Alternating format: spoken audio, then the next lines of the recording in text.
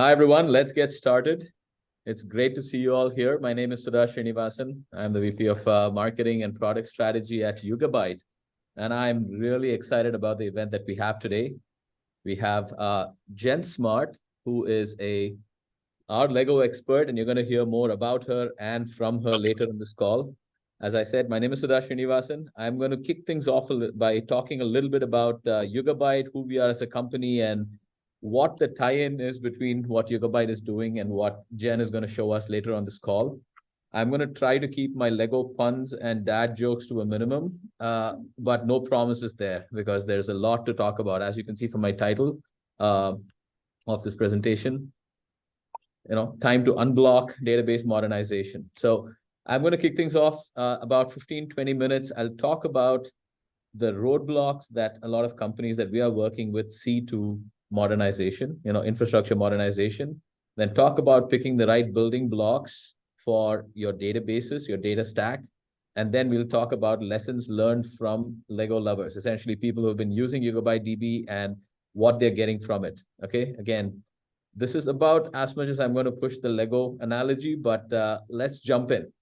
So over the past, let's say, decade or so, we have seen massive shifts in the way that companies have built and deployed their applications, right? The infrastructure on which these apps are running, they've gone to the cloud, there's virtualization, increasingly the use of commodity hardware and a scale out infrastructure, right? So small servers that you can scale out.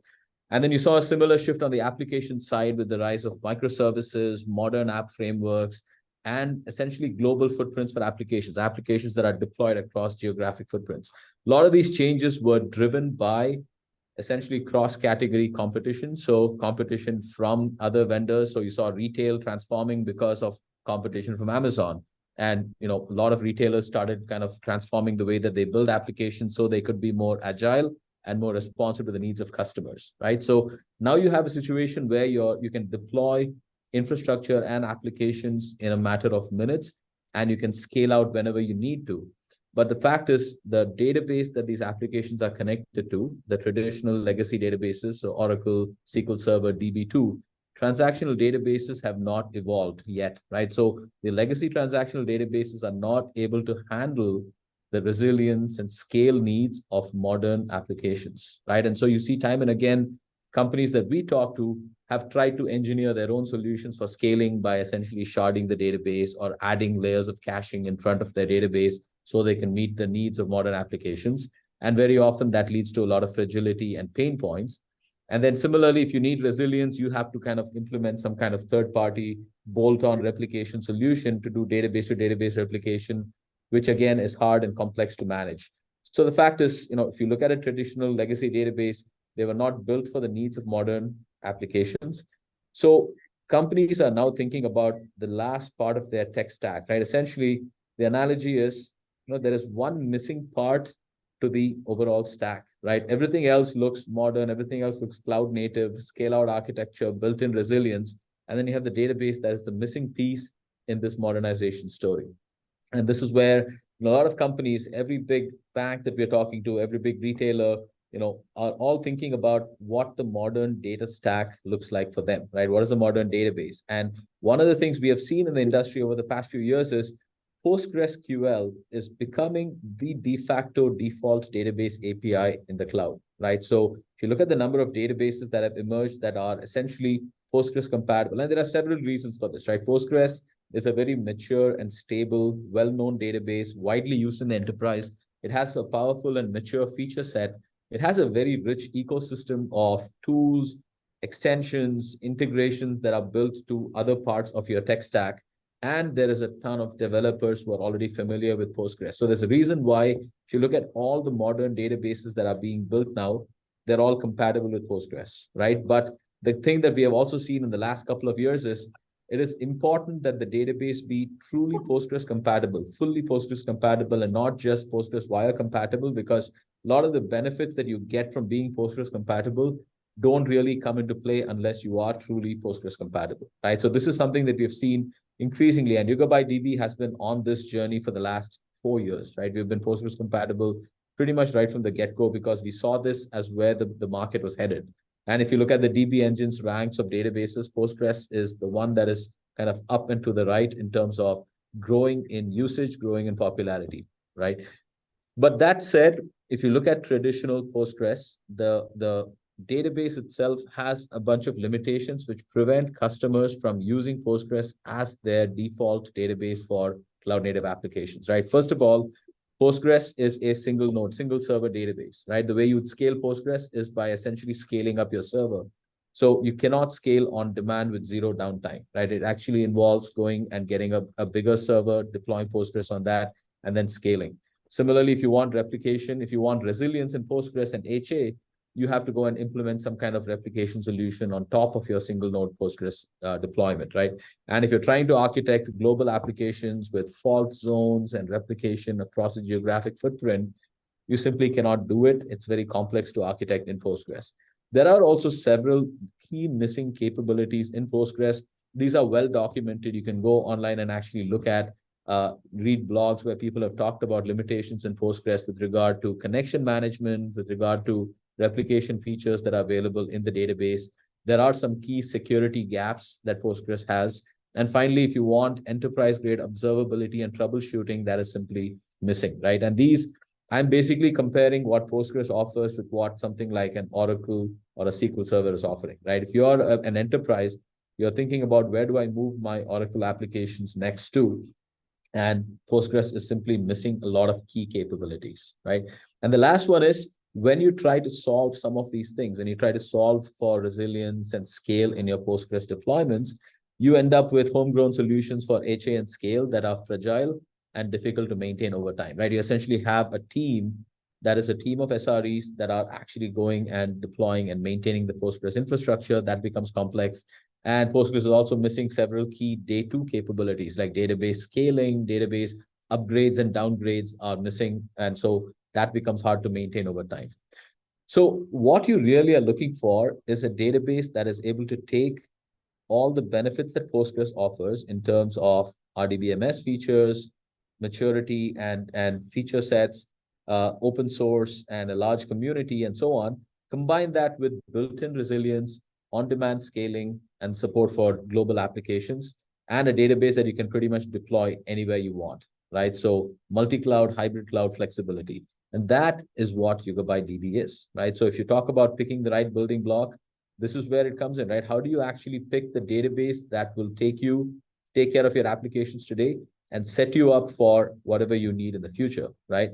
Yugabyte DB, you can think of us as PostgreSQL supercharged for enterprise applications and delivered as a service, right? So we have taken Postgres code base and we have eliminated a lot of the limitations that Postgres has while simplifying how you deploy applications in a distributed database, right? So that is what we're building, essentially built for next-gen services. So whether you're building greenfield, microservices, cloud-native applications, or you're modernizing, essentially moving from Oracle DB to SQL Server, we've basically got a database that fits your needs, right? So the way we do that is threefold. When you think about what we have done to supercharge Postgres, the first one is we have taken Postgres and we've retained the query layer of Postgres while replacing the lower half, the storage layer, with a distributed storage backend, right? So now you have a database that is deployed as a scale-out cluster of nodes, can scale pretty much as you need when you need it. So seamless scalability. And because it's a distributed topology with replication built in, you get built-in resilience, right? And flexible DR. All of these things you get as part of the database itself without you having to implement anything on top. So you can essentially lift and shift your Postgres applications. Because we are reusing the Postgres code base, you can lift and shift your Postgres applications and enjoy all the built-in resilience and seamless scale that Yugabyte DB offers, right? Second piece is we have hardened Yugabyte DB for the enterprise. So we basically give you built-in data protection, so DR capabilities, point-in-time recovery, and so on. We've built industry-leading security capabilities and compliance with various industry standards. And we've kind of provided observability that integrates into the broader ecosystem, like Datadog and all the other tools that you might be using. Yugabyte DB essentially fits well into your broader data ecosystem. And all of this is delivered as a DBaaS, as a cloud service that you can consume in a very flexible way, right? So you can keep data in your environment and self-manage the database as a service. We can manage it for you and have like a fully managed stack that is managed in Yugabyte DB's environment.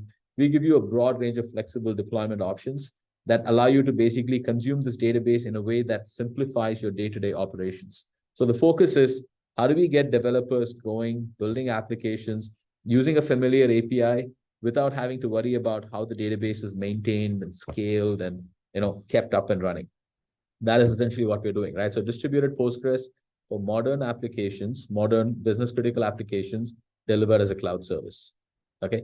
So one thing I wanted to say on this call is, we have set this up as a meeting rather than a webinar. So if you have any questions, feel free to, put up your hand, unmute yourself and ask the questions. We want this to be interactive, right? For the rest of this call. So what does Yugabyte DB give you, right? Essentially, it comes down to the three things that any modernization exercise or initiative kind of aims for, right? Accelerating productivity, getting people to move faster. So we have one of our customers, Admiral, who saw 3x better performance compared to their traditional database deployment that they had. And it allowed them to basically free up their resources and focus on application development, right? And we'll talk about customers some more later. The second thing is, how do you reduce your total cost of ownership? And a big part of database ownership, as with a lot of enterprise technology, is not just in the licensing and buying of the technology, but in actually deploying and managing things at scale. This is where one of our other customers, Narvar, was able to achieve 4x lower TCO because of various reasons, right? Higher data density, easier scaling without having to over-provision things, easier operational management, and so on. So they got scale, they got performance and availability at a much lower cost than they would have if they had to do it themselves.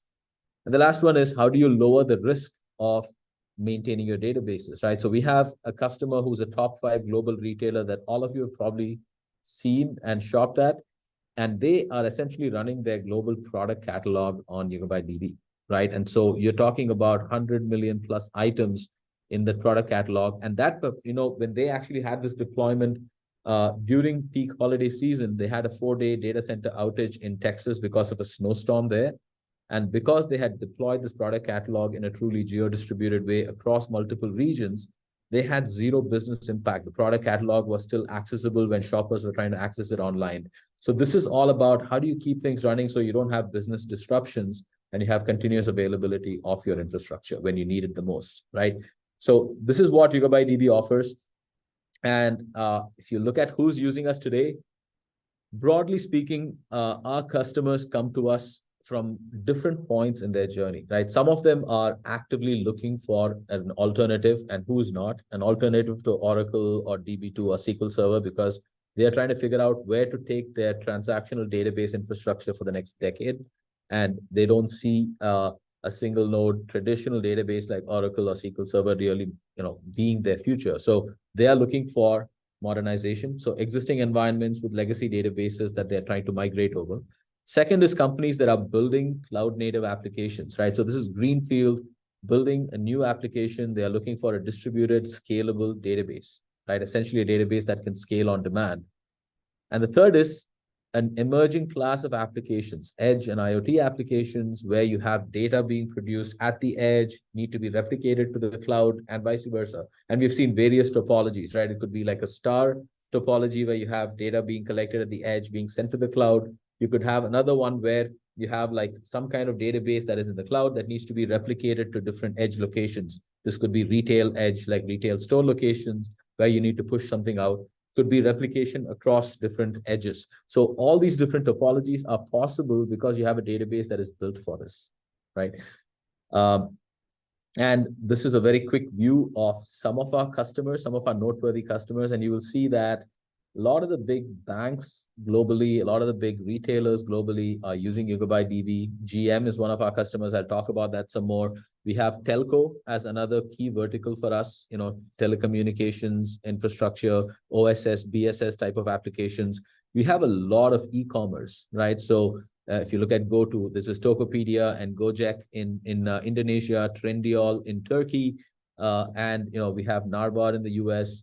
They're all basically using Yugabyte DB as their scalable backend for core customer-facing applications. In all these cases, we are talking about customers deploying Yugabyte DB in scenarios where the applications are directly hitting the database, right? And this is important. The world of transactional databases, your database needs to be ready to face customers right from the get-go, right? And that's what we are building here. We have a question here about how does the deployment look like for in on-prem and hybrid cloud environments? Very well, right? So the thing about Yugabyte DB is, and I'll talk about this some more later, but you can deploy Yugabyte DB pretty much on infrastructure of your choice, right? So any virtual or containerized environment, you can deploy Yugabyte DB. Now, we offer two different flavors of the database as a service. One of them is a fully managed database as a service, which is deployed in our cloud environment. The control plane sits with Yugabyte. We manage everything for you. You just get an endpoint to a database cluster, and you can go and create your databases, connect your apps to it. We also provide for a lot of our enterprise customers who want some flexibility there. We give you options of a managed DBaaS where the data is sitting in the customer's environment. The control plane may be sitting in the customer's environment as well. And this could be pretty much any virtual environment, your own data center, or it could be your public cloud environment, your AWS, Azure, GCP. As I had mentioned, one of our customers, they actually have a part of their database cluster in their data centers and the other part in the public cloud. So we give you a lot of flexible deployment options when it comes to how you want to deploy and manage Gigabyte DB clusters. I hope that answers the question.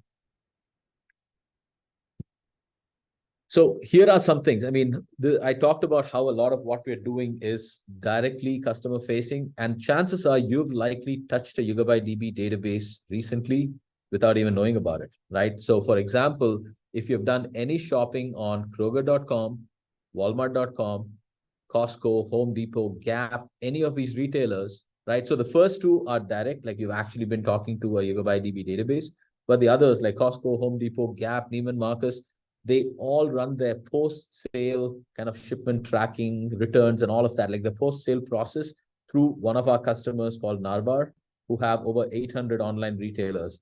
And they are essentially running all of that off of Yugabyte DB, right? So if you're tracking your shipping after you bought something on Costco or Home Depot, that is basically hitting a Yugabyte DB database. Similarly, if you've been driving a GM car and you've used their keyless entry or E911 services, what used to be called OnStar services, predictive maintenance, all of that. GM is basically building this vehicle data factory that allows them to collect telemetry from all the GM cars out there and provide value-added services on top of that, right? So essentially becoming a data platform.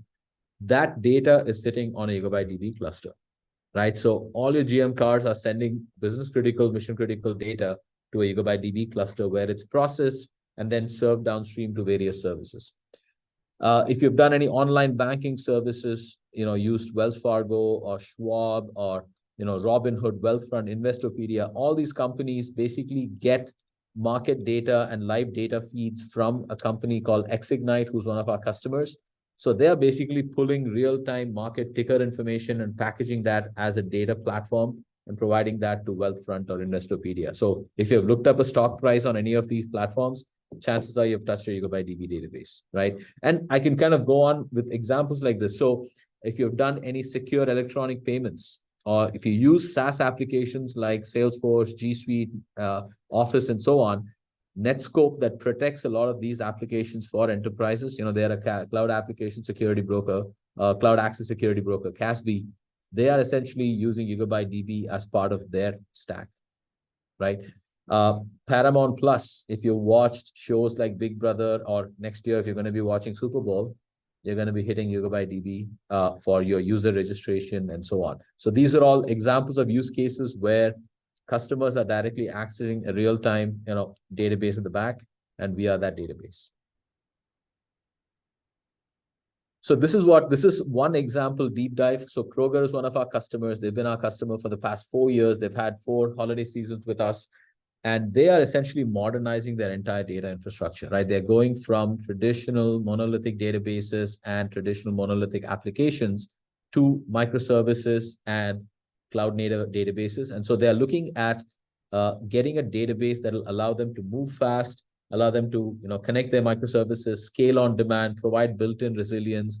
They were very big on open source, and Yugabyte DB is 100% open source, available under the Apache 2.0 license. So Puneet, to your question, if you wanted to deploy the database cluster by yourself, you can just go online, get the database, deploy it, manage it wherever you want, right? And You don't even have to tell us. It's there, it's open source, and we're going to continue to be open source. That's a big part of who we are as a company. So that was something that was important to Kroger, the fact that the database was open source, right? And they were kind of tired of the high costs of running their legacy database systems, just managing and deploying and so on. So they looked at Yugabyte DB to basically be their database of the future, to modernize their aging technology for microservices, and giving them a true cloud neutral, basically a solution that is not tied to a single cloud provider, works across all your cloud services, right? So you're not just getting a database that runs on one cloud, is provided by the cloud provider. This is a truly horizontal solution that works on any cloud environment you have, right? I talked about GM's OnStar service, and several other services rely on this core data platform that GM has built. So you can imagine the amount of data that is getting ingested into the database, massive growth in the data set size. And they were using Cassandra. They were hitting all kinds of limitations on scale, data density, and so on. So they looked at Yugabyte DB as a replacement, allowing them to scale much faster and being able to process data much faster for their applications, right? So we are able to support over 3 million writes per second when they were loading data into the Yugabyte DB system from Cassandra, right? And significant savings in hardware because of greater data density.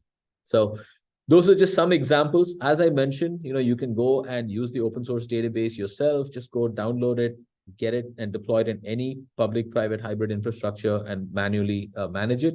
Or you have two flavors of databases as a service: Yugabyte DB Managed, Yugabyte DB Anywhere. One of them, the whole stack sits in Yugabyte DB's environment. The other one, the whole stack sits in your environment. And then we have other hybrid options. So if you're interested in the DBaaS and want to have some flexibility about where the data is deployed and who manages it, get in touch with us. We can kind of talk about the options we provide here. So that's what we provide. We are essentially PostgreSQL without compromises, built for modern cloud-native applications. We provide native resilience and seamless scalability on demand. And essentially, if you have global applications that require, fault zones and replication and everything else built in, we are built for that, and truly enterprise grade in terms of providing security, observability, connection management, and all the enterprise features that you've come to expect from an enterprise class database. So at a glance, that's what we provide. If you have any questions on this, happy to answer them, happy to, get into detail, but I don't want to pause any further. I'm going to pass the ball to Amber to have a conversation with Jen about Legos. I'm going to unmute. Sorry, Sudha and I are sitting next to each other, so we have to kind of alter our mute. All right, Jen, you want to unmute? And we will. Unmuted. Can you hear me okay? Yep. Okay. I fiddled with my microphone, so I wanted to make sure I didn't mess anything up. Well, it's so good to have you here today. Let's do an introduction. First of all, I'm Amber Wyndham. I'm in field marketing with Yugabyte. So welcome to everybody that's here live and the people who will be watching our recording, because we will be sharing this with some of the people who were not able to attend today. So we're so happy to have you here, Jen. Jen Smart is from Lego Masters Seasons 2, and she is a nurse that has been able to take a passion and a hobby and actually make it a job of creativity.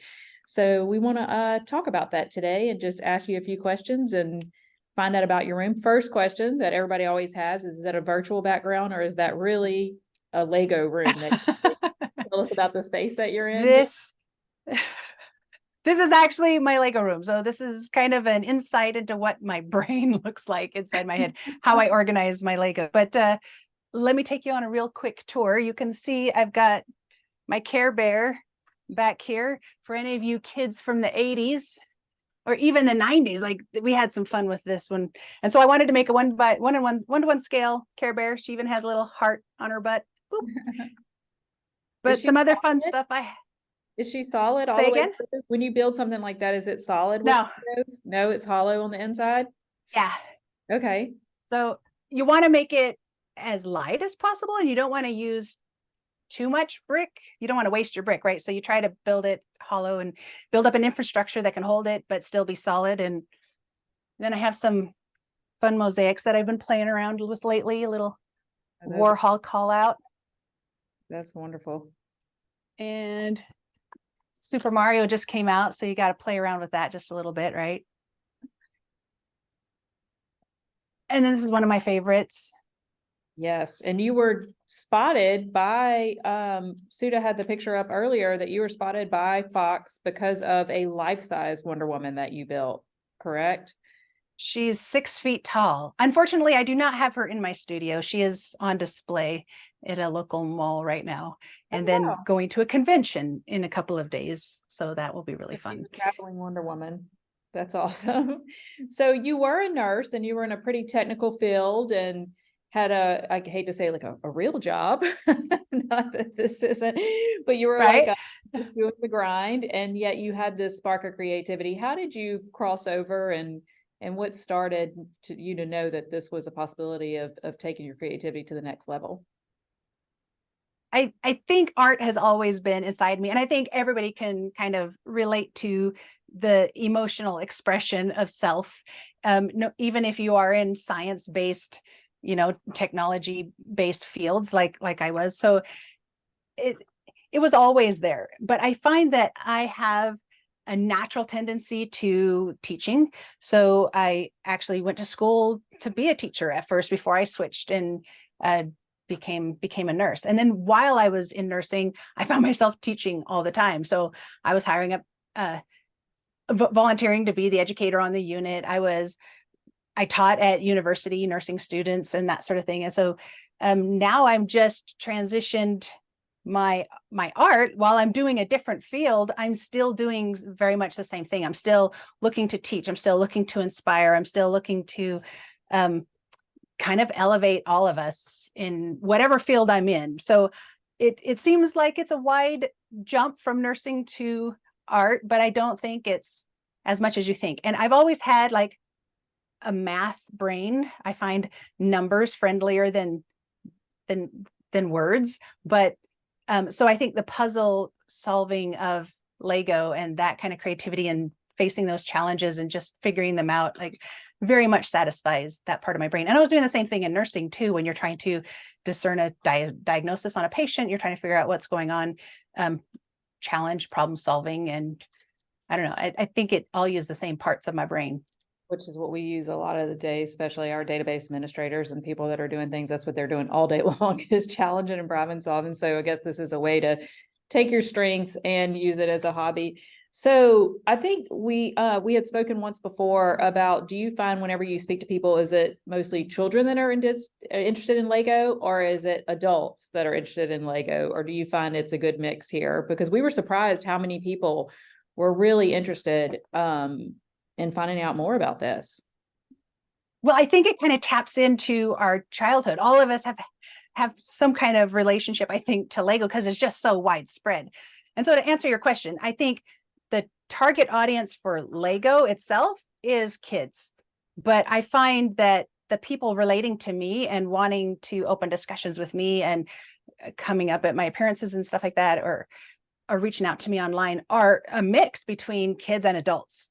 I've got a pretty good 50-50 split.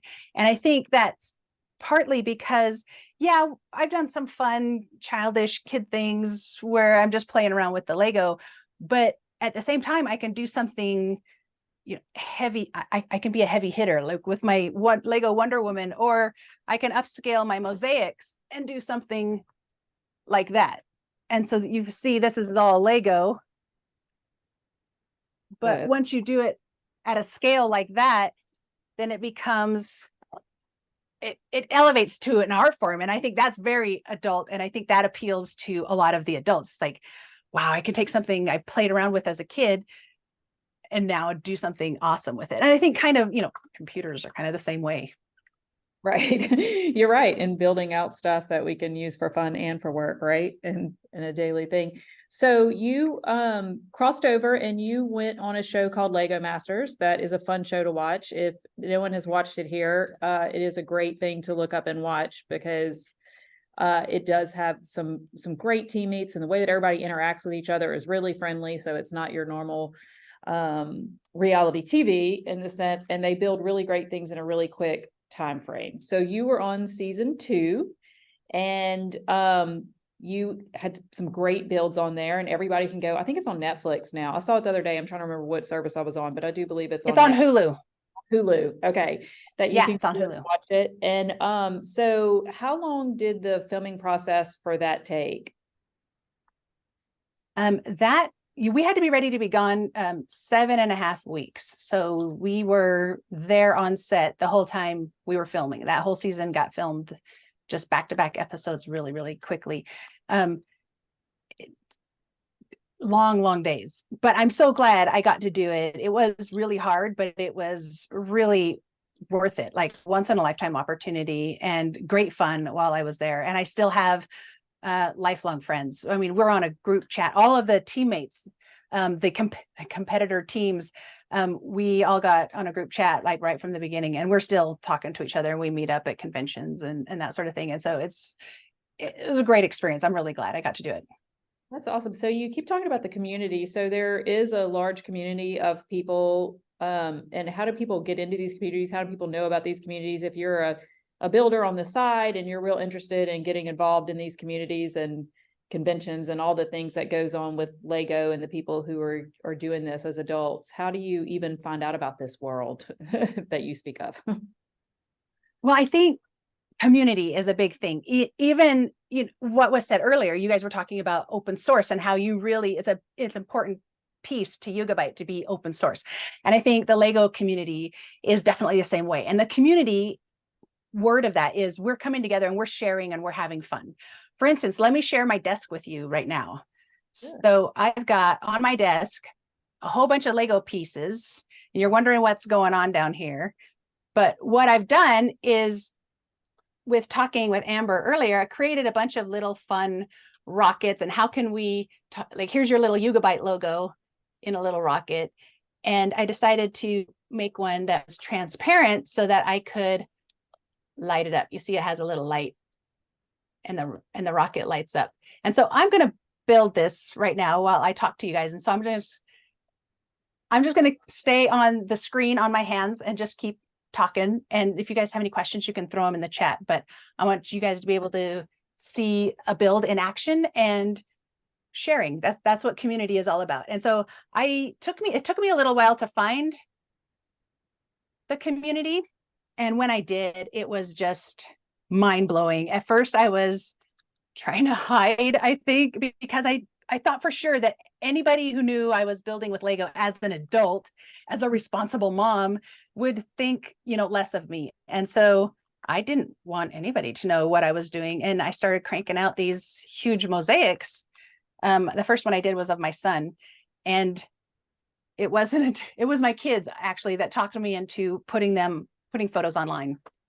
And then after that, we got into Comic-Con, and all kinds of fun started happening after that. And then that's how Fox ultimately saw my stuff to recruit me for the show.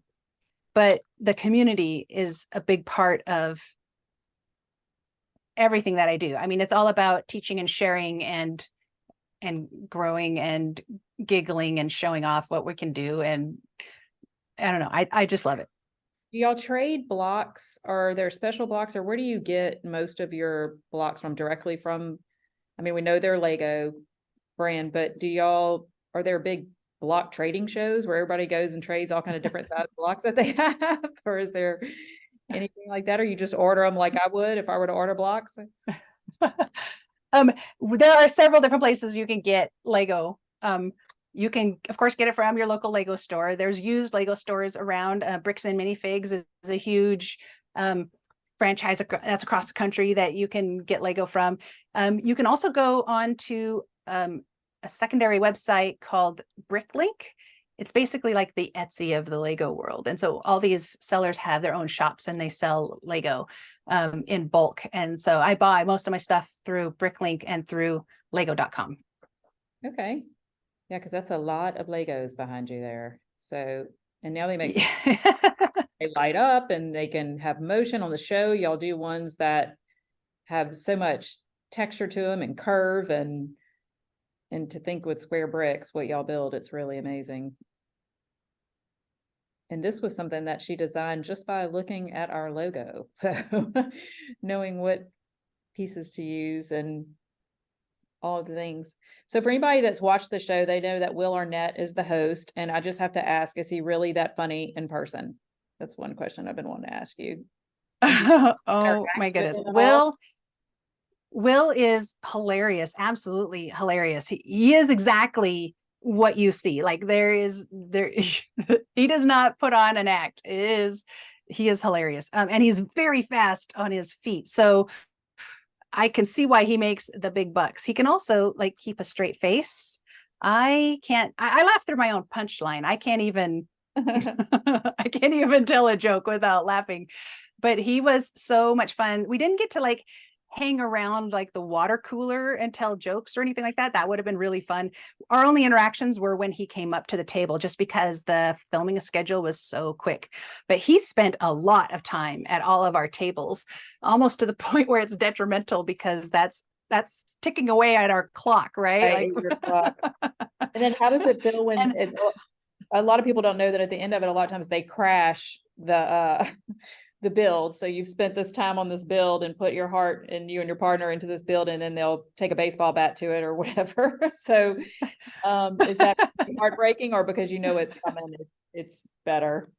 Is it okay? Well, honestly, there are several different challenges, and they usually tell us that they're going to destroy it before they do. And so actually that's part of the challenge. It has to look good as it's blowing up, as it's coming apart. And that's not often how we build our Lego. Usually we build it strong to be resilient, and building it to break is kind of against our natures, but building it to break well, I mean, that's the challenge. And so it hurts. It hurt a little bit when they first said we're going to blow up your Lego builds, but immediately I was like, oh, it's okay, because it's their Lego, it's not mine, so I'm all right with it. Let's go. Right. It's they have to clean up the mess too, right? I'm doing a little light test. And that was the best part. Like, I didn't have to pick Lego up off the floor. Everybody else they had a whole crew for that. And they were constantly restocking the set for us. And so that was very nice. That was very nice to have help. And a lot of times we build out, even in technology, you have to build something out and it has to be taken back apart for some reason. So I'm sure there's a lot of people that can relate on the line here with something going wrong and having to bring something back down to build it back up again. So like you said, once again, the paths cross there. Are your children? I think that's just life. You are right. You have to be ready you have to be okay and ready to take things apart. I mean, you have to be ready to go backwards, to go forwards. You were asking about my kids. They loved playing with Lego when they were younger, but they're not builders like I am.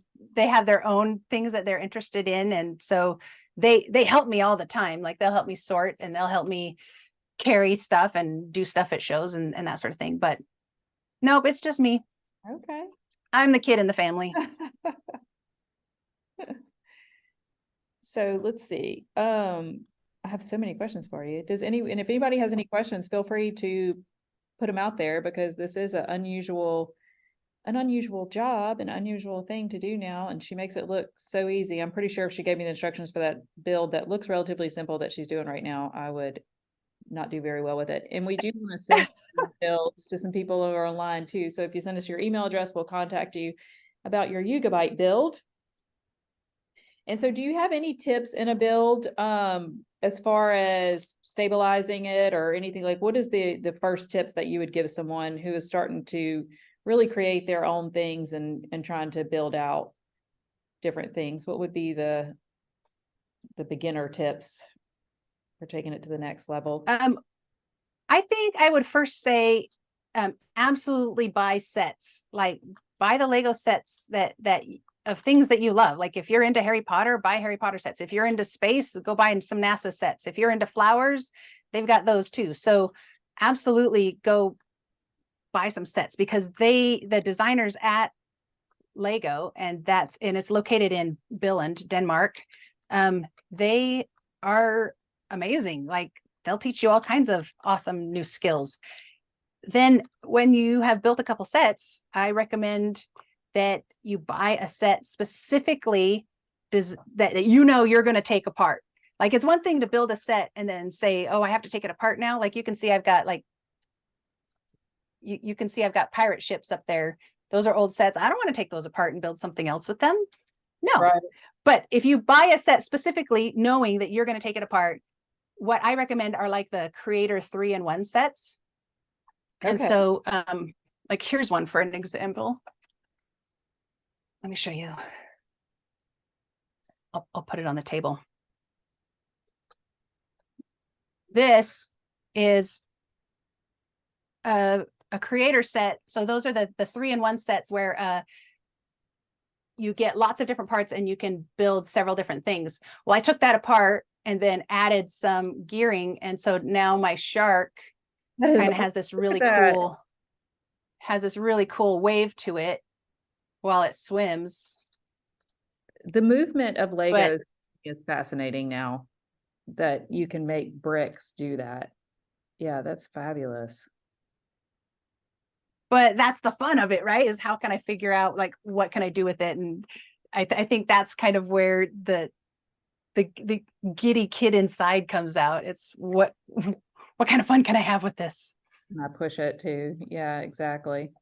So here's my little light test. So you can see I've got the base going here, and now I'm going to build out the rocket and we'll polish it off here. Are there really rare pieces of Legos that people can't get their hands on anymore or want to get their hands on, or is everything pretty much readily available? If you run out of something in your boxes back there, is it you can find almost everything, or is there some colors that have changed or anything through the years that you can't get anymore? 100%. Lego's constantly adding new parts and new molds. And so there are lots of old Lego parts that they just don't make anymore. For instance, I'll give you a Lego community insider. So back in the day, I want to say like maybe the 80s, I might have got the date wrong, but back in the day, Lego made castle sets that were pretty fun, and they were making city sets and also castle sets. So there was this one castle set that had a goat in it. And right after they made this set that had this goat in it, the mold broke. And so they weren't able to make any more goats, but it was only sold in this one set, and it was kind of a big set. And so that's the collectible that everybody wants. So you'll see people at Lego conventions wearing their little name badges, and they've got a goat sitting on it because they want everybody to know how awesome they are. I'm going to dig around and find a part. Keep talking. Yeah, they, my mom, when I was growing up, I remember one thing she'd always say is we never get rid of Legos or Hot Wheels. That was her 2 rules. And I just moved my parents within 35 years, and it was unbelievable the Legos that I found in the Hot Wheels. So now I'm going to have to go look for a goat. I might be sitting on something that's worth some money in the community, and we don't even know it. So you might be. So look out. Find those goats. Resale. So people can go on and look for resale Legos. And then as far as organizing their Legos, how do you organize yours? By color or by size or by shape? What do you suggest to people as far as organization of their Legos? I think you should organize your Lego how your brain works. So let me explain what I mean by that. So my 8-year-old niece, she loves to build Lego from rebuild her Lego sets from the little paper instructions that she's kept from the boxes. And so in order to collect all the parts, you look at on the back page of those instructions, it has a list of all the parts that you need that you can build with. And so I separated her Lego into drawers of color families so that she could find the parts that she needed for when she was looking for these pieces to build her set. And so it depends on what kind of builder you are as to how you organize your Lego. Now, most people in the Lego community organize their Lego by parts. For instance, they'll have these kind of parts that have studs on all sides. These are called snot studs, not on top, just to let you know how childish we are. Snot bricks. And then there's also like Technic bricks that have the motion and the lights. Like in order to work here, I have some Technic brick inside here. And so some people will organize by just type of brick. And some people organize by color, and usually that's seen as a little on how kids do it, right? But I unfortunately do both. So my Lego room is very complex and huge because I have both color pieces because I want to finish off a model and I need to know what parts are in a specific color so that I can do that. And I also need to have those key building pieces. So I'm not really worried about what color it is because it's going to be inside and not necessarily seen, but I want that function. And so I have my Lego organized by both parts and color. So, all right, well, she is going to wrap that up in a little bit. And we are going to give it back to Suda for a little bit because we've had some great questions that we want to cover. We can't hold all day. I wish we could. Yeah, by the way, folks, we've been having an active Q&A discussion in the chat. So if people have any questions, now is a good time to ask them.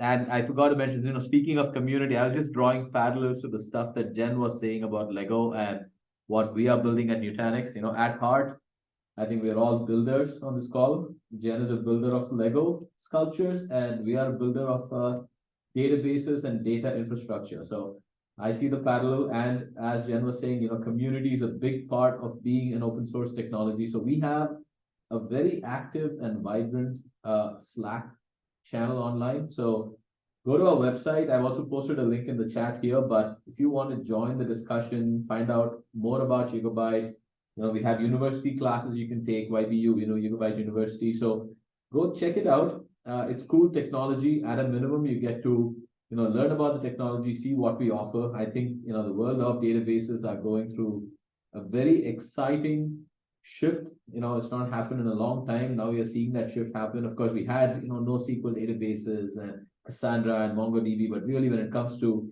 relational transaction, it hasn't changed. Oh, look at that little Yugabyte. That's awesome. I love it. That's awesome. Where and can I get one of these? We do have a build kit for those, for the people who attended today that are in the United States. If you send me your email address or put it in the chat, and we will get contact information, and we can send you one of these custom builds, and you can be like Jen and build out your Yugabyte. And we'll get Suda one since he's the boss. I like it. It's gonna sit on my desk.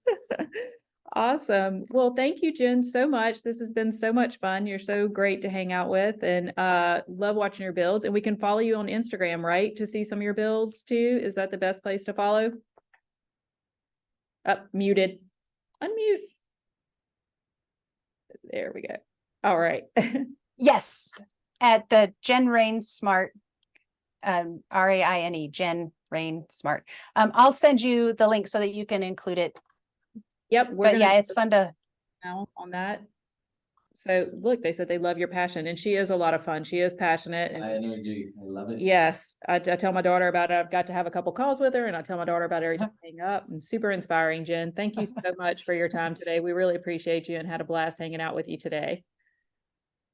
You're very welcome. Thank you so much for inviting me. This has just been a ton of fun. Appreciate it. You're welcome. Thank you for inviting me. This has been wonderful. Thank you, everybody. All right. Bye, everyone. See you next time.